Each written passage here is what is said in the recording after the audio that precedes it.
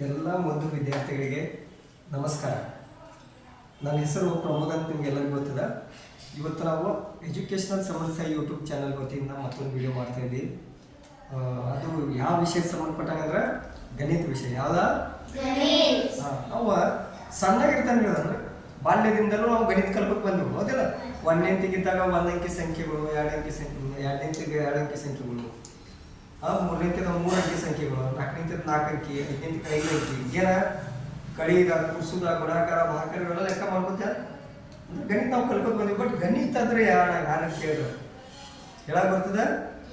ಇಲ್ಲ, ಹೇಳಿಕ್ ಸಾಧ್ಯ ಇಲ್ಲ. ಗಣಿತ ಅಂದ್ರೆ ಹೇಳ್ಬೇಕು ಬೇಡ, ನಾವು ಯಾರು ಕಲಿತೀವೋ ಅದ್ರ ಅರ್ಥ ಗೊತ್ತಿರ್ಬೇಕು. ನಾವು ಏನು ನೋಡಿರ್ತೀವೋ ಅದಂದ್ರೆ ನಮ್ಗೆ ಗೊತ್ತಿರ್ಬೇಕು. ನಮ್ಮ ಜೀವನದಾಗ ಯಾವ್ಯಾವ ವಿಷಯಗಳ ವಸ್ತುಗಳು ಬರಲಿ ಏನೋ ಬರಲಿ ಅದ್ರ ಪರಿಕಲ್ಪನೆ ನಮ್ಗೆ ಇರ್ಬೇಕು. ಅದಂದ್ರೆ ಯಾರ, ಹೀಗೆಂದರೇನು ನಮ್ಗೆ ಗೊತ್ತಿರ್ಬೇಕು. ಅದಕ್ಕೆ ಗಣಿತ ಅಂತ ನಾವು ಕಲ್ಪಕ್ಕೆ ಬಂದ್ವಿ. ಬಟ್ ಗಣಿತ ಅಂದ್ರೆ ಯಾರ, ಇಲ್ಲಿ ಒಂದು ವ್ಯಾಖ್ಯಾನ ಪರಿಸ್ಥಿತಿ ಗಣಿತ ಎಂದ್ರು ಪ್ರಶ್ನೆ ಕೇಳಿನೇ ಅದಕ್ಕೆ ಉತ್ತರ ನೋಡಿ. ವಸ್ತು, ವ್ಯಕ್ತಿ, ಸ್ಥಳ ಇವುಗಳ ಸನ್ನಿವೇಶಗಳನ್ನು ಒಳಗೊಂಡ ನಿಯಮಬದ್ಧ ವ್ಯವಸ್ಥಿತ ಲೆಕ್ಕಾಚಾರವೇ ಗಣಿತ ಅಂತ ಹೇಳಿ. ಈ ಗಣಿತ ಅನ್ನೋದ ಎಲ್ಲ ಕಡೆ ಬರ್ತದೆ. ಒಂದು ವಸ್ತುಕ್ಕೆ ಸಂಬಂಧಪಟ್ಟಂಗೆ ಬರ್ಬೋದು, ವ್ಯಕ್ತಿಗೆ ಸಂಬಂಧಪಟ್ಟಂಗೆ ಬರ್ಬೋದು. ಈ ಕ್ಲಾಸ್ ರೂಮ್ನಲ್ಲಿ ನೋಡ್ರಿ ಎಷ್ಟು ಹುಡುಗರು ಅದಾವ ಎನಿಸ್ರಿ ಅಂದ್ರೆ ಅಲ್ಲಿ ಏನಾದ್ರು ವ್ಯಕ್ತಿಗಳು ಬಂದ್ರು, ಅಲ್ಲಿ ಜನರು ಬಂದಿಲ್ಲ, ಅಲ್ಲಿ ಅನಿಸ್ತು ಎಷ್ಟು ಜನ ಅದಾರ, ಅಥವಾ ಹೆಣ್ಮಕ್ಳು ಎಷ್ಟು ಅದಾರ, ಗಂಡ್ಮಕ್ಳು ಎಷ್ಟು ಅದಾರ ಲೆಕ್ಕ ಮಾಡ್ತಿಲ್ಲ. ವಸ್ತು ಅಂದ್ರೆ ಈಗ ಒಂದು ಕ್ಲಾಸ್ ರೂಮ್ನಲ್ಲಿ ಎಷ್ಟು ಬೆಂಚ್ಗಳು ಅದಾವ ಎನಿಸ್ತಾರಲ್ಲ, ಫಸ್ಟ್ ಲೈನ್ದಾಗ ಎಷ್ಟು ಬೆಂಚ್ ಅದಾವ, ಸೆಕೆಂಡ್ ಲೈನ್ದಾಗ ಎಷ್ಟು ಅದಾವ, ಟೋಟಲ್ ಎಷ್ಟು ಲೈನ್ಗಳು ಅದಾವ ಲೆಕ್ಕಾಚಾರ ಮಾಡ್ತಿದ್ರು. ಬೆಂಚ್ ಅನ್ನೋದು ಒಂದು ವಸ್ತು ಬರ್ತಿಲ್ಲ. ಅದಕ್ಕೆ ಏನೇನು ವಸ್ತು, ವ್ಯಕ್ತಿ, ಸ್ಥಳ ನೆನಪಿಸುವ ಸ್ಥಳದಾಗ ಹೆಂಗೆ ಗಣಿತ ಬರ್ತದೆ. ಈ ಕೆಲವೊಬ್ಬರು ಅಜ್ಜಗಳ ಅಥವಾ ನಿಮ್ಮ ಅಪ್ಪಗಳು ಹೇಳ್ತಿರ್ತಾರೆ, ನಂದು 4 ಎಕರೆ ಅಡವಿ ಐತಿ, ನಮ್ಮ ಮನೆ ಅಳತೆ 15x20 ಫೂಟ್ ಐತಿ, ಹಿಂಗೆಲ್ಲ ಹೇಳ್ತಿರ್ತಾರೆ. ಅಳತೆ ಮಾಡಿ ಹೇಳ್ತಿರ್ತಾರಿಲ್ಲ ಅಂದ್ರೆ ಜಾಗಕ್ಕೆ ಅಥವಾ ಸ್ಥಳಕ್ಕೆ ಸಂಬಂಧಪಟ್ಟಂಗೂ ಗಣಿತ ಬರ್ತದೆ. ಇಂಥ ವಸ್ತು, ವ್ಯಕ್ತಿ, ಸ್ಥಳ ಇದ್ರದ್ದೇನು ಸನ್ನಿವೇಶ ಇರ್ತದೆ ಅಂದ್ರೆ ಕೆಲವು ಸಿಚುವೇಶನ್ ಹಿಂಗೆ ಬರ್ತಾವಲ್ಲ, ಅಲ್ಲಿ ನಾವು ಅವುಗಳ ಲೆಕ್ಕಾಚಾರ ಮಾಡ್ಬೇಕಾಗ್ತದೆ. ಲೆಕ್ಕಾಚಾರ ಹೆಂಗ ನಿಯಮಬದ್ಧ, ಏನ ಹೆಂಗಾರ ಲೆಕ್ಕ ಮಾಡ ಮತ್ತು ವ್ಯವಸ್ಥಿತವಾಗಿ ನಿಯಮನೂ ಅನುಸಾರ ಇದು ಮಾಡೋದು, ಬರೆಯೋತ್ನಾಗ ವ್ಯವಸ್ಥಿತ, ಹೇಳೋತ್ನಾಗ ವ್ಯವಸ್ಥಿತ ಮಾಡೋದು. ಅದಕ್ಕಾಗಿ ವಸ್ತು, ವ್ಯಕ್ತಿ, ಸ್ಥಳ ಇವುಗಳ ಸನ್ನಿವೇಶಗಳನ್ನು ಒಳಗೊಂಡ ನಿಯಮಬದ್ಧ ವ್ಯವಸ್ಥಿತ ಲೆಕ್ಕಾಚಾರವೇ ಲೆಕ್ಕಾಚಾರ ಮಾಡೋದು. ಅದಕ್ಕೆ ಗಣಿತ ಅಂತಾರೆ. ಏನಂತಾರೋ ಗಣಿತ. ಗಣಿತ ಅಂದ್ರೆ ಗೊತ್ತೈತಿ ಎಲ್ಲರಿಗೆ, ತಿಳಿತಲ್ಲ, ಬಾಯ್ಪಾಟ್ ಮಾಡಂಗಿಲ್ಲ, ತಿಳ್ಕೊಳ್ಳೋ. ಗಣಿತ ದಿನ ನಿಮ್ಮ ಜೀವನದಾಗ ಬರ್ತಿರ್ತಿಲ್ಲ. ಮನ್ಯಾಗ ಮಮ್ಮಿ ರೊಟ್ಟಿ ಮಾಡೋತ್ತೆ ಗಣಿತ ಮಾಡ್ತಿರ್ತಾಳೆ, ನೋಡ್ತಾಳೆ ಮನ್ಯಾಗ ಎಷ್ಟು ಮಂದಿ ಅದಾರ, ಎಷ್ಟು ರೊಟ್ಟಿ ಹತ್ತಾವ, ಗಂಡ 2 ರೊಟ್ಟಿ, ಮಗಗೆ 1 ರೊಟ್ಟಿ, ಮಗಳು ಬರೀ ಅನ್ನ ತಿಂತಿರ್ತಾಳೆ, ಆಕಿಗೆ ಒಂದು 6 ರೊಟ್ಟಿ, ಹಿಂಗೆ ಲೆಕ್ಕ ಹಾಕಿ ರೊಟ್ಟಿ ಬಿಡ್ತಿರ್ತಾಳೆ. ಮಗನ್ ತೊಳೆಯೋದ್ನಾಗ 2 ಬಟ್ಟೆ ತೊಳೆಯೋದು, 2 ತೊಳೆದ, ಎಷ್ಟು ತಾಸ್ನಾಗ ತೊಳಿಬೇಕು ಲೆಕ್ಕಾಚಾರ ಮಾಡ್ತಿರ್ತಾರಲ್ಲ. ನೀವು ಕೂಡ ಆಕ್ಚುಲಿ ನಿಮ್ಮ ಕಲಿಕೆ ಹೆಂಗ ಕಣ್ಣು ತೆರೆದ್ರೆ ಚಾಲು ಆಗಿರ್ತೈತಿ. ಎಷ್ಟು ಕೇಳಬೇಕು ಅಲ್ಲಿ ಸಮಯ ನೋಡ್ತಿರ್ತಿಲ್ಲ, ಸಂಖ್ಯೆ ಇರ್ತೀವಿ. ಮುಂಜಾನೆ 5 ಗಂಟೆಗೆ ಕೇಳಬೇಕು, ಅಲ್ಲಿ 5 ಅನ್ನೋ ಒಂದು ಲೆಕ್ಕಾಚಾರ ಬರ್ತಿಲ್ಲ. ನಂತರ ಕ್ಲಾಸಿಗೆ ಎಷ್ಟು ಮಿನಿಟ್ನಾಗ ಬಂದು ಮುಟ್ಟಬೇಕು ಅಲ್ಲಿ ಲೆಕ್ಕಾಚಾರ ಹಾಕೋದು ಬಂದಿರ್ತೀವಿ. ಆ್ಯಕ್ಚುಲಿ ಅನ್ಕಾನ್ಸಿಯಸ್ಲಿ ಅಂದ್ರೆ ಡೈಲಿ ನಿಮ್ಮ ಪ್ರತಿಯೊಂದು ಯಾವುದೋ ಒಂದು ವಿಷಯದಾಗ ಗಣಿತ ಚಾಲನೆ ಇರ್ತೈತಿ. ಪಪ್ಪ ಏನಾದ್ರು ಜಾತಿ ರೊಕ್ಕ ಕೊಟ್ಟು ಅನ್ನಾಗ ಒಂದು 50 ರೂಪಾಯಿ ಕೊಟ್ಟಿರ್ತಾನೆ, ನಿಮ್ಗೆ 10 ರೂಪಾಯಿ ಕೊಟ್ಟಿರ್ತಾನೆ, ಅವಾಗ ಲೆಕ್ಕ ಹಾಕ್ತೀರ. ಅನ್ನಾಗಂದ್ರೆ 50 ರೂಪಾಯಿ, ನಮಗಂದ್ರೆ 10 ರೂಪಾಯಿ ಕೊಟ್ಟಿಲ್ಲ, 40 ರೂಪಾಯಿ ಕಡಿಮೆ ಕೊಟ್ಟಿಲ್ಲ, ಅಲ್ಲಿ ಲೆಕ್ಕ ಮಾಡ್ತೀರಿ ನೀವು. ಗಣಿತ ನಿಮ್ಗೆ ಗೊತ್ತಿರ್ತದ. ಬಟ್ ಸಾಲ್ಯಾಗ ಬರ್ತಂದ್ರೆ ಈ ಗಣಿತ ನಿಮ್ಗೆ ಏನು ಹಿಡಿತದ ಬ್ಯಾಡ ಅನಿಸ್ತದೆ.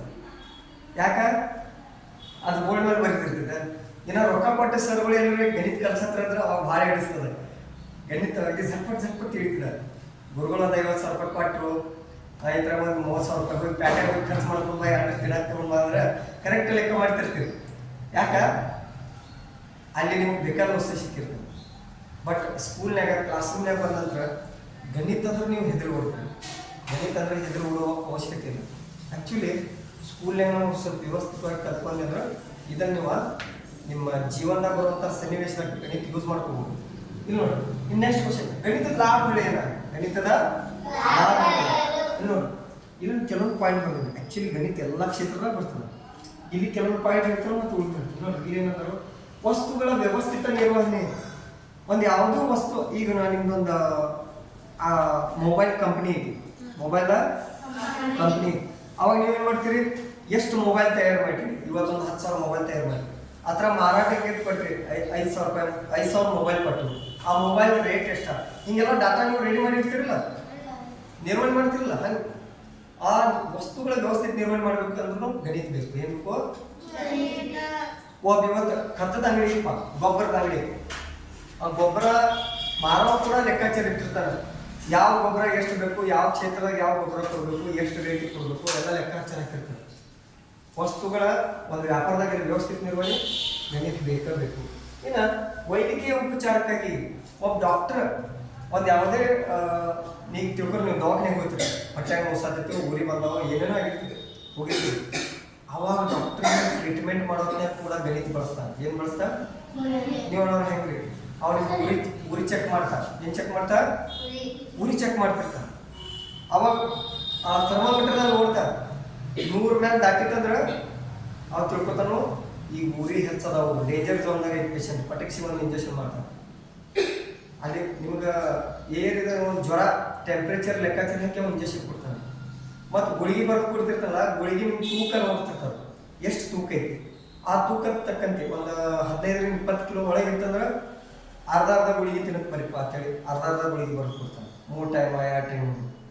ಅದ ಸ್ವಲ್ಪ ದೊಡ್ಡವರಿದ್ರೆ ಒಂದೊಂದು ಗುಳಿಗೆ ಕೊಡ್ತಾನೆ, 2 ಟೈಮ್ 3 ಟೈಮ್ ಕೊಡ್ತಾನೆ, ಹೆಚ್ಚು ಪೌಡ್ರು ಕಡಿಮೆ ಪೌಡ್ರು. ಅಂದರೆ ಅಲ್ಲಿ ಕೂಡ ಲೆಕ್ಕಾಚಾರ ಚಲೋ ಆಗ್ತದೆ. ಒಂದು ಯಾರ್ದಾರು ಒಂದು ಆಪ್ರೇಷನ್ ಮಾಡೋದಕ್ಕೆ, ಒಂದು ಡೆಲಿವರಿ ಪೇಷಂಟ್ ಆಗಲಿ ಅಥವಾ ಒಂದು ಯಾವುದೋ ಕಿಡ್ನಿದ ಆಪ್ರೇಷನ್ ಆಗಲಿ ಏನೋ ಮಾಡೋದ್ನಾಗ ಅಲ್ಲಿ ಕೂಡ ಭೂಲ್ ಇಂಜೆಕ್ಷನ್ ಕೊಡ್ತಿರ್ತಾರೆ. ಭೂಲ್ ಇಂಜೆಕ್ಷನ್ ಅದು ಇಂತಿಷ್ಟು ಪರ್ಸೆಂಟೇಜ್ ಅದು ಲೆಕ್ಕಾಚಾರ ಮಾಡಿ ಇಂಜೆಕ್ಷನ್ ಕೊಡ್ಬೇಕಾಗ್ತೈತಿ, ತಿಳಿತಾನೆ. ಆ ಔಷಧಿ ಭೂಲ್ ಇಂಜೆಕ್ಷನ್ ಕೊಡೋದ್ನಾಗ ಜರ ಏನಾರ ಔಷಧಿ ಹೆಚ್ಚು ಹೋಯ್ತು, ಪೇಷಂಟ್ ಸಾಯೋ ಪರಿಸ್ಥಿತಿನೂ ಬರ್ತೈತಿ. ಅವಾಗ ಅವರೆಲ್ಲ ಕರೆಕ್ಟ್ ಲೆಕ್ಕಾಚಾರ ಮಾಡಿ ನಿಮ್ಮ ಬಾಡಿ ತೂಕ ಲೆಕ್ಕಾಚಾರ ಮಾಡ್ತಾರೋ, ನಿಮ್ಮ BP ಎಷ್ಟು ಲೆವೆಲ್ದಾಗ ಐತೆ ಅಲ್ಲಿ ಲೆಕ್ಕಾಚಾರ ಮಾಡ್ತಾರೋ, ಇದ್ರ ತಕ್ಕಂತೆ ಎಷ್ಟು ಇಂಜೆಕ್ಷನ್ ಕೊಡಬೇಕು, ಯಾವ ಕೊಡಬೇಕು ಎಲ್ಲ ಲೆಕ್ಕಾಚಾರ ಮಾಡ್ತಿರ್ತಾರೆ. ಒಬ್ಬ ಡಾಕ್ಟರ್ ಕೂಡ ಟ್ರೀಟ್ಮೆಂಟ್ ಮಾಡೋದನ್ನ ಗಣಿತ ಉಪಯೋಗ ಬರ್ತದೆ, ತಿಳಿಯೋದೈತೆ. ಆರ್ಥಿಕ ವ್ಯವಹಾರದಲ್ಲಿ ಈಗ ಯಾರು ರೊಕ್ಕ ಕೊಡ್ತೊಳ್ಳೋ ವ್ಯವಹಾರ ಅಲ್ಲಿ ಕೂಡ ಗಣಿತ. ಈಗ ಉದಾಹರಣೆ ಬ್ಯಾಂಕ್ದಾಗ ನಿಮ್ಮ ಅಕೌಂಟ್ದಾಗ ಒಂದು 50 ಲಕ್ಷ ರೂಪಾಯಿ ಅದಾವ, ನೀವು ಹತ್ರ ಒಂದು 50,000 ರೂಪಾಯಿ ತೆಗಿತೀರಿ. ಅವಾಗ ಬ್ಯಾಂಕ್ನಾಗ ಏನು ಮಾಡ್ತಾನೋ 50 ಲಕ್ಷದಾಗ 50,000 ತೊಗೊಂಡ್ರಪ್ಪ ನಿಮ್ಮಲ್ಲಿ ಎಷ್ಟು ಬರೆದು ಕೊಡ್ತಾನೆ. ಮತ್ತು ಮನ್ಯಾಗಾದ್ರೂ ರೊಕ್ಕ ಕೊಡೋದ್ನಾಗ ಆರ್ಥಿಕ ವ್ಯವಹಾರದಾಗ ಗಣಿತ ಉಪಯೋಗ ಮಾಡ್ತಿರಲಿಲ್ಲ ಏನಿಲ್ಲೋ, ಎಲ್ಲ ಮೂಕರ್ಲೆ ನೀ ಇಡ್ತಾ ನಾ ಇಟ್ಟು ತೊಗೊಂಡು ಹಿಂಗೆ ಮಾಡ್ತೀರ, ಅಲ್ಲಿ ಕೂಡ ಆ ಕಡೆ ಹೇಳ್ತಿರ್ತೀರಿ ಗಣಿತ, ಅಲ್ಲಿ ಕೂಡ ಉಪಯೋಗ. ಮತ್ತು ಜೀವನದ ಲಾಸ್ಟ್ ಒಂದು ಪಾಯಿಂಟ್ ಏನು ಬರ್ತದೆ, ಜೀವನದ ಎಲ್ಲ ಅಂಶಗಳಿವೆ, ಜೀವನದ ಎಲ್ಲ ಯಾವ ಬೇಕಾದ ವಿಷಯ ಇತ್ತು. ಈಗ ಸದ್ಯ ನೀವು ನನ್ನ ಪಾಠ ಕೂತ್ ಕೇಳತ್ತೀರಿ, ನೀವು ಅಂತೀರಿ ಸರ್ ಅರ್ಧ ತಾಸು ಆಯ್ತು, ಇನ್ನೊಂದು ತಾಸು ಹಂಗೆ ಪಾಠ ಕೇಳತ್ತಾರೆ, ಇನ್ನೊಂದು ತಾಸು ಹಂಗೆ ಹೇಳ್ರಿ, ನಮ್ಮ ಸೊಂಟದ ಗತಿ ನಮ್ಮ ಕಾಲದ ಗತಿ ಅನ್ನೋ ಲೆಕ್ಕಾಚಾರ ಹಾಕಿರ್ತೀವಿ. ಯಾವಾಗ ಬಿಡ್ತಾರಪ್ಪ ಇವರು ಪ್ರತಿಯೊಂದು ಇದ್ರ. ಒಬ್ಬ ಬೈಕ್ ಓಡಿಸೋದ್ರು ಕೂಡ ಅಲ್ಲಿ ಗಣಿತ ಬರ್ತಾರೆ. ಅವ್ನು ಬೈಕ್ ಓಡಿಸೋದ್ನಾಗ ಎದುರು ಗಾಡಿ ಬಂದಂದ್ರೆ ನನ್ನ ಸ್ಪೀಡ್ ಎಷ್ಟು ಕಡಿಮೆ ಆಗಬೇಕು ಅಲ್ಲಿ ಲೆಕ್ಕಾಚಾರ ಹಾಕಿರ್ತಾನೆ. ಕುಟ್ಬೇಕನೇ ಹಂಗೆ ಭರತ್ತೆ ಜೋರ್ಲಿ ಬೆಳೆಯಂಗಿಲ್ಲ, ಹೊಡೆದಂದ್ರೆ ನಾವು ಸ್ವರ್ಗ ಹೋಗ್ತಾ ಏನು ಮಾಡ್ತಾ. ದವಾಖಾನೆ ಆಗಲಿ, ಹಾಸ್ಪಿಟಲ್ಸ್ ಆಗಲಿ, ಬಸ್ ಸ್ಟ್ಯಾಂಡ್ಸ್ ಆಗಲಿ, ರೈಲ್ವೆ ಸ್ಟೇಷನ್ ಆಗಲಿ, ರಸ್ತೆ ಮೇಲೆ ಒಬ್ಬ ಮನುಷ್ಯ ನಡ್ಕೊಂತ ಹೊರಟು ಅಲ್ಲಿ ಗಣಿತ ಬಳಕೆ ಆಗ್ತದೆ. ಏನಾಗ್ತದೆ? ಗಣಿತ ಬಳಕೆ ಆಗ್ತದೆ. ಗಣಿತ ಬಳಕೆ ಆಗಾಗಿನಂಥ ಕ್ಷೇತ್ರನೇ ಇಲ್ಲ, ತಿಳಿತಾನೆ. ಸಮझ में आ रहा है? ओके. ಇನ್ನು ನೆಕ್ಸ್ಟ್ ಕ್ವಶನ್ ಏನು ಕೇಳಿದ್ರೆ ವಿನ್ಯಾಸ ಎಂದರೆ ಏನು? ವಿನ್ಯಾಸ ವಿನ್ಯಾಸ ಆಕ್ಚುಲಿ ಇಂಗ್ಲಿಷ್ನಲ್ಲಿ ಡಿಸೈನ್ ಅಂತ ಏನಂದ್ರು, ಡಿಸೈನ್. ಈಗ ವಿನ್ಯಾಸ ಅಂದ್ರೆ ಏನು ನೋಡಿ, ಗಣಿತ ಕೆಲವು ವಿನ್ಯಾಸಗಳು ಬರ್ತಾವ. ಈಗ ಫಾರ್ ಎಕ್ಸಾಂಪಲ್ 6ನೇ ಪಾಠದ ಗಣಿತದಲ್ಲಿ ವಿನ್ಯಾಸಗಳು ಬರ್ತೀವಿ. ಯಾವುದೇ ವಸ್ತು ವಿಷಯಗಳ ವ್ಯವಸ್ಥಿತ ರೂಪರೇಷೆಯ ವಿನ್ಯಾಸ. ಈಗ ನೋಡಿ ಫಾರ್ ಎಕ್ಸಾಂಪಲ್ ಇಲ್ಲಿ ಏನು ಯಾವುದೇ ವಸ್ತು ಆಗಲಿ ವಿಷಯಗಳ ವ್ಯವಸ್ಥಿತ ರೂಪರೇಷೆ. ಈಗ ಫಾರ್ ಎಕ್ಸಾಂಪಲ್ ನೀವು ಮಗ್ಗಿ ಬ್ಯಾಪಡ್ ಮಾಡ್ತಿರಲ್ಲ, ಮಗ್ಗಿ ಬ್ಯಾಪಡ್ ಮಾಡ್ತಿರಲ್ಲ, 2 1 2 2 2 4 ಬರ್ತೈತಿ, 2 3 6. ಈ 4 ಮತ್ತು 2 ನಡುವೆ ಎಷ್ಟು ಗ್ಯಾಪ್ ಇರ್ತದೆ? 1 ಇರ್ತೈತಿ, 2. 6 ಮತ್ತು 4 ನಡುವೆ 6 ಮತ್ತು 4 ನಡುವೆ ಎಷ್ಟು ಗ್ಯಾಪ್ ಇರ್ತದೆ? 2. 8 ಮತ್ತು 6 ನಡುವೆ ಎಷ್ಟು ಗ್ಯಾಪ್ ಇರ್ತದೆ? 2. 2 ಮಗೆ 2 ಗ್ಯಾಪ್ ಇರ್ತಾವ. ವ್ಯವಸ್ಥಿತ ಒಂದು ಡಿಸೈನ್ ತಯಾರು ಮಾಡಿರ್ತಾರೆ, ಅದು ಮಗ್ಗಿಯ ಒಂದು ವಿನ್ಯಾಸ. 2 1 2 2 4 2 3 6 7 8 ಪ್ರತಿ 3 ಮಗ್ಗಿನವಾಗ 3 3 3 7 6 3 3 9 3 4 ಕನ್ನಡಿ ಏನು ಡಿಸೈನ್ ತಯಾರು ಮಾಡ್ತಲ್ಲ ಅಂದ್ರೆ ಒಂದು ರೂಪರೇಷೆ ತಯಾರು ಮಾಡ್ತಲ್ಲ ವಿನ್ಯಾಸ ಅಂತಾರೆ. ಏನಂತಾರೋ ಹೇಳ್ತಿತ್ತಲ್ಲ. ಓಕೆ, ಇನ್ನು ಸಂಖ್ಯಾ ಸಿದ್ಧಾಂತ ಅಂತೇಳಿ ಸುಮ್ಮನೆ ಬೇಸಿಕ್ ಆಗಿ ಹೇಳ್ತೀನಿ, ಇದೆಲ್ಲ ಡೀಪ್ ಆಗಿ ಹೇಳಂಗಿಲ್ಲ. ಯಾಕಂದ್ರೆ ಮುಂದೆ ಭಾಳ ವ್ಯವಸ್ಥಿತ ನಿಮ್ಗೆ ಉಪಯುಕ್ತ ಕೆಲವು ಅಂಶಗಳನ್ನ ಹೇಳೋದು. ಸಂಖ್ಯಾ ಸಿದ್ಧಾಂತ ಅಂದ್ರೆ ಪೂರ್ಣ ಸಂಖ್ಯೆಗಳಲ್ಲಿ ವಿನ್ಯಾಸಗಳನ್ನು ಅಧ್ಯಯನ ಮಾಡುವ ಗಣಿತದ ಶಾಖೆಯನ್ನ ಸಂಖ್ಯಾ ಸಿದ್ಧಾಂತ ಅಂತ. ಸಂಖ್ಯಾ ಸಿದ್ಧಾಂತ ಅಂದ್ರೆ ಈ ಪೂರ್ಣ ಸಂಖ್ಯೆ ಗೊತ್ತಲ್ಲ ನಮ್ಗೆ. ಪೂರ್ಣ ಸಂಖ್ಯೆಯಲ್ಲಿ ಅಥವಾ ಏನು ವಿನ್ಯಾಸ ಇರ್ತಾವ್ರಿ, ಪೂರ್ಣ ಸಂಖ್ಯೆದ ವಿನ್ಯಾಸ ಇರ್ತಲ್ಲ, ಅದನ್ನ ವ್ಯವಸ್ಥಿತವಾಗಿ ಅಧ್ಯಯನ ಮಾಡೋದು. ಏನ್ ಮಾಡೋದ? ಅಧ್ಯಯನ ಅಂದ್ರೆ ಸ್ಟಡಿ ಮಾಡೋದು. ಇಂಗ್ಲೀಷ್ನಾಗ ಹೇಳ್ತಿರ್ತೀವಿ ಸ್ಟಡಿ. ಅಧ್ಯಯನ ಅಂದ್ರೆ ಅಭ್ಯಾಸ ಮಾಡೋದು. ಅಂತ ಒಂದು ಶಾಖೆ ಇರ್ತದೆ, ಅದಕ್ಕೆ ಸಂಖ್ಯಾ ಸಿದ್ಧಾಂತ ಅಂದ್ರೆ ಸಂಖ್ಯೆಗಳಿಗೆ ಸಂಬಂಧಪಟ್ಟಂತ ಸಿದ್ಧಾಂತಗಳನ್ನು ನಾವು ಅಭ್ಯಾಸ ಮಾಡೋದು. ತಿಳಿಯುತ್ತೆ. ಇನ್ನು ಗಣಿತದಲ್ಲಿ ಕಂಡುಬರುವ ಅತ್ಯಂತ ಮೂಲಭೂತ ವಿನ್ಯಾಸ ಯಾವುದು ಅಂತ ಕೇಳಬೇಕು. ಅತ್ಯಂತ ಮೂಲಭೂತ ಬೇಸಿಕ್ ಮೂಲಭೂತ ವಿನ್ಯಾಸ ಪೂರ್ಣ ಸಂಖ್ಯೆಗಳ ವಿನ್ಯಾಸ. ಯಾವ ಸಂಖ್ಯೆಗಳ ವಿನ್ಯಾಸ? ಗಣಿತ ನಮ್ಗೆ ಸ್ವಾಭಾವಿಕ ಅಲ್ಲ, ಪೂರ್ಣ ಸಂಖ್ಯೆ 10 ತಿಳಿಯತೈತಿ. ಇವನ್ ಈಗ 10 ಸ್ವಾಭಾವಿಕ ಸಂಖ್ಯೆದಾಗ 10 ಬರೀಬೇಕಾದ್ರೆ ಮತ್ತೆ ರಿಟರ್ನ್ 0 ಬರ್ತೈತಿ, 1 ಅಂದ್ರೆ ಪೂರ್ಣ ಸಂಖ್ಯೆಗಳು ಬರ್ತಾವಲ್ಲ, ಪೂರ್ಣ ಸಂಖ್ಯೆಗಳ ವಿನ್ಯಾಸ ಇರ್ಲಿ. ಇನ್ನು ಇದರ ನಂತರ ನಾವು ಏನು ಕಲಿಬೇಕು ಗಣಿತನಾಗ? ಸಂಖ್ಯೆಗಳ ಬಗ್ಗೆ ಕಲಿ. ಅಂಕಿ ಅಂದ್ರೆ ಏನ, ಸಂಖ್ಯೆ ಅಂದ್ರೆ ಏನ ನಾ ಹೇಳಿ ನಿಮ್ಗೆ ಆಲ್ರೆಡಿ. ಆದ್ರೂ ಇಲ್ಲಿ ಬರ್ಸಿಲ್ಲ, ನಿಮ್ಮ ಬುಕ್ನ್ಯಾಗ ಬರ್ಸಿದ್ದೀನಿ, ಆದ್ರೂ ಅಂತ ರಿಪೀಟ್ ಮಾಡ್ತೀನಿ. ಅಂಕಿ ಅಂದ್ರೆ ಆಕ್ಚುಲಿ ಅಂಕಿ ಅಂದ್ರೆ ಬೇರೆ ಬೇರೆ ಬರ್ತೈತಿ, ಬಟ್ ಇಲ್ಲಿ ಸುಮ್ ಬೇಸಿಕ್ 0 ಇಂದ 9 ಮಟ್ಟ ಏನು ಬರ್ತಲ್ಲ, 0 1 2 3 4 5 6 7 8 9 ಮಟ್ಟ ಇವೆಲ್ಲ ಅಂಕಿಗಳು ಅಂತ ಅಂತಾರೆ. ಆಮೇಲೆ 9 ಆದ್ಮೇಲೆ 10 ಬರ್ತೈತೆ, 10 ಹಿಡಿದೆಲ್ಲ ಸಂಖ್ಯೆಗಳು ಅಂತಾರೆ. 10 ಹಿಡಿದೆಲ್ಲ ಬಟ್ ಕೆಲವು ಸಿಚುವೇಶನ್ ಅಲ್ಲಿ ಇವು ಅಂಕಿಗಳು ಕೂಡ ಸಂಖ್ಯೆ ಹಂಗೆ ಕೆಲಸ ಮಾಡ್ತಾವ. ಎತ್ತರ ಕೆಲಸ ಮಾಡ್ತಾವ. ಈಗ ನೀವು ರನ್ನಿಂಗ್ ಬಿಟ್ಟಿರ್ತಾರ, ಏನ್ ಮಾಡಿರ್ತಾರೋ ರನ್ನಿಂಗ್ ಬಿಟ್ಟಿರ್ತಾರ, ಓಡ್ಕೋತ ಬರ್ತೀರಿ. ಅವಾಗ ಫಸ್ಟ್ ನಂಬರ್ ಬಂದವ್ ಏನ್ರಿ, ನಿಮ್ ನಂಬರ್ ಎಷ್ಟು ಬಂತು? ನಂಬರ್ ಅಂದ್ರೆ ಸಂಖ್ಯೆ. ಅವಾಗ ನಿನ್ನ ಅಂಕಿ ಎಷ್ಟು ಬಂತು ಕೇಳ್ತಾರ, ಅಂಕಿ ಅಂತ ಕೇಳ್ತಾರ ಇಲ್ಲ, ನಿನ್ ನಂಬರ್ ಎಷ್ಟು ಬಂತು? ನಂಬರ್ ಅಂದ್ರೆ ಸಂಖ್ಯೆ ಎಷ್ಟು ಬಂತು ನಿನ್ನ. ಅವಾಗ ನೀವು 1 ನಂಬರ್ 2 ನಂಬರ್ 3 ನಂಬರ್. ಅವಾಗ ಈ 1 2 3 ಅಂಕಿಗಳದಲ್ಲ ಸಂಖ್ಯೆಯಾಗಿ ಬಳಕೆ ಆಗ್ತದೆ.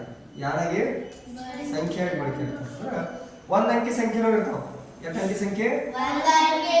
ಸಂಖ್ಯೆ. ಈ ಅಂಕಿಗಳಿಗೆ ಸಂಖ್ಯೆಗಳು ಅನ್ಬೋದು. ನಾವು ಅಂಕಿಗಳಿಗೆ ಸಂಖ್ಯೆ ಅನ್ಬಹುದು. ತಿಳಿಯುತ್ತೆ. ಇನ್ನು ಸಂಖ್ಯೆ ಗೊತ್ತಾಯ್ತು, ಅಂಕಿ ಗೊತ್ತಾಯ್ತು. ಇನ್ನು ಸಂಖ್ಯೆಗಳಲ್ಲಿ ಮೊದಲನೇ ಪ್ರಕಾರ ಸ್ವಾಭಾವಿಕ ಸಂಖ್ಯೆ. ಅಂತ ಸಂಖ್ಯೆ ಅದ್ರ ಬಗ್ಗೆನೂ ಹಲವಾರು ಸಲ ಪಟ್ಟಿದ್ದೀನಿ, ಹಂಗಂದ್ರೆ ಬರ್ಸಿದ್ದೀನಿ. ಆದ್ರೂ ಹೇಳ್ತೀನಿ, 1 ಹಿಡಿದೆ ಅಂತ ಎನಸ್ತಾ ಚಾಲು ಮಾಡ್ತೀವಲ್ಲ. ಈಗ ನಾ ಹೇಳ್ತೀನಿ, ನಾನು ಆ ರೂಮ್ದಾಗ ಗೋಡೌನ್ದಾಗ ಸಕ್ರಿ ಚೀಲಗಳು ಏಟಾವ ಎಣಿಸ್ಕೊಂಡು ಬಾ ಅಂದ್ರೆ ನೀವೇನು ಮಾಡ್ತೀರಿ? 1 2 3 4 5 ಹಿಂಗೆ ಸ್ವಾಭಾವಿಕವಾಗಿ ನಿಮ್ಮ ಬಾಯಿಗೆ ಏನು ಬರ್ತೈತಿ? 1 ಬರ್ತೈತಿಲ್ಲ, 1 ಹಿಡಿದು ಎಣ್ಸಕ್ ಚಾಲು ಮಾಡ್ತೀರಲ್ಲ, ಅನ್ನ ಸ್ವಾಭಾವಿಕ ಸಂಖ್ಯೆಗಳು ಅಂತ. ಆ್ಯಂಡ್ 0 ಹಿಡಿದು ಚಾಲು ಮಾಡ್ತಿರೋ. ಈ ಕಡೆ ಚೀಲ ಇಲ್ಲಪ್ಪ, ಈ ಕಡೆ ಎಲ್ಲ ಚೀಲಗಳು. ಇಲ್ಲಿ ಚೀಲ ಇಲ್ಲದ ಜಾಗ 0, ಆಮೇಲೆ ಚೀಲ ಇದ್ದು 1 2 3 ಹಿಂಗೆ ಎಣಿಸ್ತೀರ ಇಲ್ಲ. ಸ್ವಾಭಾವಿಕ ಏನು ಮಾಡ್ತಾರೆ? ಡೈರೆಕ್ಟ್ 1 2 3 4 5 6 ಹಿಂಗೆ ಎನ್ಸ್ಕೊತ ಹೋಗ್ತೀವಿ. ಈ ಸ್ವಾಭಾವಿಕ ಸಂಖ್ಯೆಗಳಲ್ಲಿ ಅತ್ಯಂತ ಚಿಕ್ಕ ಸಂಖ್ಯೆ ಯಾವ್ದ? Very good, 1. ಯಾವುದು? ಅತ್ಯಂತ ದೊಡ್ಡ ಸಂಖ್ಯೆ ಹೇಳಕ್ ಸಾಧ್ಯ ಐತೆ ಇಲ್ಲ. ಯಾಕಂದ್ರೆ ನಾವು ಅತ್ಯಂತ ದೊಡ್ಡ ಸಂಖ್ಯೆ 9 ಅಂದೇವು, ಮುಂದೆ 10 ಬರ್ತದೆ. 100 ಅಂದೇವು, 101 ಬರ್ತದೆ. ಕೋಟಿ ಅಂದ್ರೆ ಕೋಟಿದು ಬಂದಾಗ್ತದೆ. ಸ್ವಾಭಾವಿಕ ಸಂಖ್ಯೆಗಳನ್ನ ದಂಡಿ ಮಟ್ಟ ಎನ್ಸಕ್ ಸಾಧ್ಯನಿಲ್ಲ. ದಂಡಿ ಮಟ್ಟ ಆ ಬರೀ ಎನ್ಸ್ಕೊತ ನಾವು ಸತ್ತು ಹೋಗ್ತೀವಿ. ನೋಡ್ರಿ, ನಮ್ಮ ಜೀವನ ಎಷ್ಟು ಸಣ್ಣದೈತೆ ಅಂದ್ರೆ ಒಂದು ಸ್ವಾಭಾವಿಕ ಸಂಖ್ಯೆಗಳನ್ನು ಎನ್ಸ್ಕೊತ ಹೋದ್ರೂ ನಾವು ಸತ್ತು ಹೋಗ್ತೀವಿ. ಸ್ವಾಭಾವಿಕ ಸಂಖ್ಯೆಗಳನ್ನ ಎನ್ಸುತ್ತಾ ಹೋದೇವು ಅಂದ್ರೆ ನಾವು ಸತ್ತು ಹೋಗ್ತೀವಿ. ನಮ್ಮ ಜೀವನ ಸಾಲಾಗಿಲ್ಲ. ನಾನು ಸಾಧ್ಯ ನನಗೆ ಯಾರು ನಿಮ್ಗೊಬ್ಬರು ಚಾಲೆಂಜ್ ಕಟ್ಟಿರ್ತೀನಿ ಸರ್, ಎಲ್ಲ ಸ್ವಾಭಾವಿಕ ಸಂಖ್ಯೆಗಳನ್ನು ಪೂರಾ ಎನಿಸ್ತಾ ಇರ್ತೀವಿ. ಸಾಧ್ಯನೇ ಇಲ್ಲ. ಏನಿಲ್ಲ. ಓಕೆ, ತಿಳಿಯೋದಿಲ್ಲ. ಸ್ವಾಭಾವಿಕ ಸಂಖ್ಯೆಯಲ್ಲಿ ಅತ್ಯಂತ ದೊಡ್ಡ ಸಂಖ್ಯೆನ ಹೇಳಲಿಕ್ಕೆ ಸಾಧ್ಯವಿಲ್ಲ. ಅತ್ಯಂತ ಚಿಕ್ಕ ಸಂಖ್ಯೆ ನಾವು ಹೇಳ್ಬೋದು 1. ಇನ್ನು ನೆಕ್ಸ್ಟ್ ಹೋಗೋಣ ಪೂರ್ಣ ಸಂಖ್ಯೆ. ಅದ್ರ ಬಿಫೋರ್ ಸ್ವಾಭಾವಿಕ ಸಂಖ್ಯೆಗಳಿಗೆ ಇಂಗ್ಲಿಷ್ನಾಗ ನ್ಯಾಚುರಲ್ ನಂಬರ್ಸ್ ಅಂತಾರೆ. ಏನಂತಾರು? ನ್ಯಾಚುರಲ್ ನಂಬರ್ಸ್ ಏನ್ ಬಳಸ್ತೀರ ಅನ್ನೋದು. ಸ್ವಾಭಾವಿಕ ಸಂಖ್ಯೆಗಳ ಗುಂಪನ್ನ ಇಂಗ್ಲಿಷ್ ಅಕ್ಷರದ N ಎಂಬ ಸಂಕೇತದಿಂದ ಗುರ್ತ ಮಾಡ್ತಾರೆ. ಯಾವ್ದ? ಸಂಕೇತದಿಂದ ಗುರ್ತ ಮಾಡ್ತಾರೆ. ಓಕೆ ಇನ್ ನೆಕ್ಸ್ಟ್ ಹೋಗೋಣ ನಾವು ಪೂರ್ಣ ಸಂಖ್ಯೆ. ಎಂತ ಸಂಖ್ಯೆ? ಮನೆಯಾಗ ಅಂತಿರ್ತೀರ ಪೂರಾ ಬೇಕು. ಏನಂತಿರ್ತೀರಿ? ಈಗೇನ್ರ ಒಂದು ಕೇಕ್ ತಂದಿರ್ತಾರೆ, ಏನಂತ ತಂದಿರ್ತಾರೆ, ಅವ್ರು ಹೇಳ್ತಾರೆ ಅವ್ನು ಕೊಡ್ಕೊಂಡು ನನಗೆ ಪೂರಾ ಬೇಕು ಅಂದ್ರೆ ಪೂರ್ಣ ಎಲ್ಲ ಬೇಕು. ಏನ್ ಬೇಕು? ಪೂರ್ಣ ಸಂಖ್ಯೆ ಅಂದ್ರೆ ಸೊನ್ನೆ ಹಿಡಿದು ಚಲೋತ್ತ. ಎಲ್ಲಿ ಹಿಡಿದು ಚಲೋತ್ತೋ? ಸೊನ್ನೆ ಹಿಡಿದು ಚಲೋತ್ತ. 0 1 2 3 4 5 ಹಿಂಗೆಲ್ಲ ನೆನ್ಸ್ಕೊತ ಹೋದ್ರೆ ಮುಗಿಯಂಗಿಲ್ಲ. ತಿಳಿದ್ರಿ? ಸೊನ್ನೆಯಿಂದ ಪ್ರಾರಂಭವಾಗುವ ಸಂಖ್ಯೆಗಳನ್ನ ಪೂರ್ಣ ಸಂಖ್ಯೆ. ಇಂಗ್ಲಿಷ್ನಾಗ ಹೋಲ್ ನಂಬರ್ಸ್ ಅಂತಾರೆ. ಏನಂತಾರೆ? Hole numbers. ಪೂರ್ಣ ಸಂಖ್ಯೆಗಳ ಗುಂಪನ್ನ W ಎಂಬ ಅಕ್ಷರದಿಂದ ಗುರುತ ಮಾಡ್ತಾರೆ. W ಅಕ್ಷರದಿಂದ ಗುರುತ ಮಾಡ್ತಾರೆ. ತಿಳಿದ್ರಿ?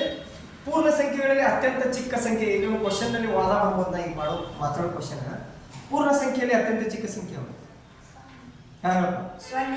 ಸೊನ್ನೆ ಹೇಳ. ನೀನು 9 ಹೇಳಿ. ಅತ್ಯಂತ ಚಿಕ್ಕ ಸಂಖ್ಯೆ ಯಾವುದು? ಒಂದು. ಅವ ಒಂದು ಅಂದ ನೀವು 0 ಅಂದ್ರಿ. ಸಾಂಕೇತಿಕವಾಗಿ ನೋಡ್ರ 0. ಸಾಂಕೇತಿಕವಾಗಿ ನೋಡ್ರ ಯಾಕಂದ್ರ ಸಿಂಬಾಲ್ ಚಾಪಿಸ್ತೀವಿ. ಪೂರ್ಣ ಸಂಖ್ಯೆಯಲ್ಲಿ ನೀವು ಈಗ ಅದ್ರ ಸಂಕೇತ ನೋಡ್ರ ಅಂದ್ರೆ ಅದನ್ನ ಹೆಂಗ್ ಬರೀತಾರ ಅದನ್ನ ನೋಡ್ರ ಅವಾಗ 0ನ ಸಣ್ಣ. ಹೌದಾ? ಬಟ್ ಇದು 0ದ ಏನ್ರ ಬೆಲೆ ಐತಿ? 0 ಅಂದ್ರೆ ಯಾವ ಇಲ್ಲ. 0ದ ಬೆಲೆ ಯಾವಾಗ ಬರ್ತಿತ್ತು? ಒಂದು ಯಾವುದೇ ಸಂಖ್ಯೆ ಜೊತೆ ನಿಂತಾಗಷ್ಟು ಬರ್ತದೆ. ಈಗ ಇತರದ ಏನ್ರ ಬೆಲೆ ಐತೆನ? 0 ಅಂದ್ರೆ ಯಾರು ಇಲ್ಲ. ಈಗ ನಾ ಕೇಳ್ತೀನಿ, ನೀವು ಗುಬ್ಬಿಗಳು ಎಟ್ಟದಾವು? ನೀವು ಯಾರು ಇಲ್ಲ ಅಂತೀರಿ. ಅದಾವ ಗುಬ್ಬಿಗಳು ಅದಾವು? ಯಾರು ಇಲ್ಲ. ಇದನ್ನ ಗಣಿತದಲ್ಲಿ ಹೆಂಗ್ ಗುರುತ ಮಾಡ್ತೀವಿ? ಅಂದ್ರೆ ಇದ್ರ ಯಾರು ಇಲ್ಲ. ಆಕ್ಚುಲಿ ಪೂರ್ಣ ಸಂಖ್ಯೆಯಲ್ಲಿ ಕೂಡ ಅತ್ಯಂತ ಚಿಕ್ಕ ಸಂಖ್ಯೆ 1 ಚಲೋ. ಯಾವಾಗ ಆ ಸಂಖ್ಯೆಯ ಮೌಲ್ಯ ಕೇಳಿದಾಗ, ಏನ್ ಕೇಳಿದಾಗ? ಪೂರ್ಣ ಸಂಖ್ಯೆಯಲ್ಲಿ ಮೌಲ್ಯದ ಬಗ್ಗೆ ಕೇಳಿ ಅಂದ್ರೆ ಮೌಲ್ಯಯುತವಾದಂತ ಅತ್ಯಂತ ಚಿಕ್ಕ ಸಂಖ್ಯೆ ಯಾವಾಗ ಕೇಳಿದ್ರು? 1. 0 ಬರೋದು. 0 ಅಂದ್ರೆ ಯಾರು ಇಲ್ಲಲ್ಲ. 0 ಅಂದ್ರೆ ಬಟ್ ಇರ್ಲಿ. ಈಗ ಗಣಿತ ತಜ್ಞರೆಲ್ಲ ಹೇಳಿದ ಪ್ರಕಾರ ನೀವು 0 ಅಂತ ತಿಳ್ಬೋದು. ಏನ್ ತಿಳ್ಕೋ? ಬಟ್ ರಿಯಾಲಿಟಿಲಿ ವ್ಯಾಲ್ಯೂ ಕನ್ಸಿಡರ್ ಮಾಡಿದ ನಂತರ, ಬೆಲೆ ಕನ್ಸಿಡರ್ ಮಾಡಿದ ನಂತರ 1 ಬರ್ತದೆ. ಏನ್ ಬರ್ತದ? ಪೂರ್ಣ ಸಂಖ್ಯೆಯಲ್ಲಿ ಅತ್ಯಂತ ಚಿಕ್ಕ ಸಂಖ್ಯೆ 1 ಬರ್ತದೆ. ತಿಳಿಯತ್ತೆ? ಇದೊಂದು ಬೇಸಿಕ್ ನೆನಪಿಡ್ರಿ. ಇದು ಯಾವ ಸ್ಕೂಲ್ನಾಗ ಹಿಂಗೆ ಹೇಳಲ್ಲ. ನಾ ಹೇಳತ್ತೀನಿ ಅಂದ್ರೆ ನಾ ಏನು ಶ್ರೇಷ್ಠ ಅಲ್ಲ. ನನ್ನ ಶಿಕ್ಷಕ ಜೀವನದಲ್ಲಿ ಬಂದಂಥ ಒಂದು ಅನುಭವ ಇದ್ರದಿಂದ ಹೇಳತ್ತೀನಿ. ಹೇಳಿದ್ರೆ ಅರ್ಗ ಹೇಳಿಲ್ಲ ಇದ್ರ ಸಂಬಂಧಪಟ್ಟ ವಾದ ಆಗ್ಬೋದು. ಯಾಕಂದ್ರೆ ಹಲವಾರು ಜನ ಬೇರೆ ಬೇರೆ ರೀತಿ ಹೇಳ್ತಾರೆ. ಕೆಲವರು ಅಂಕಿಗಳಿಗೆ ಅಂಕಿನ ಅಂತಾರೆ. ಬಟ್ ಹಂಗಂಗಿಲ್ಲ. ಅಂಕಿಗಳಿಗೂ ಕೂಡ ಸಂಖ್ಯೆ ಅಂತೂ 1 ಅಂಕಿ ಸಂಖ್ಯೆಗಳು. ಎಂತ ಅಂಕಿ ಸಂಖ್ಯೆಗಳು? ಓಕೆ. ಸ್ವಾಭಾವಿಕ ಸಂಖ್ಯೆ ಗೊತ್ತಾಯ್ತು, ಪೂರ್ಣ ಸಂಖ್ಯೆ ಐತಿ. ನೆಕ್ಸ್ಟ್ ನಾವು ಮುಂದಿನ ಸಂಖ್ಯೆ ಪ್ರಕಾರಕ್ಕೆ ಮುಂದಿನ ವಿಡಿಯೋದಲ್ಲಿ ಇದು ಮಾಡೋಣ. ವಿಡಿಯೋನ ಮತ್ತು ನನ್ನ ಪಾಠವನ್ನು ಅಗದಿ ಪ್ರೀತಿಯಿಂದ ಕೂತು ಕೇಳಿದ್ರಿ. ಅದಕ್ಕೆ ತಮಗೆಲ್ಲರಿಗೂ ಧನ್ಯವಾದಗಳು. ನಾನು ಥ್ಯಾಂಕ್ಸ್ ಹೇಳೋಣ. ಓಕೆ.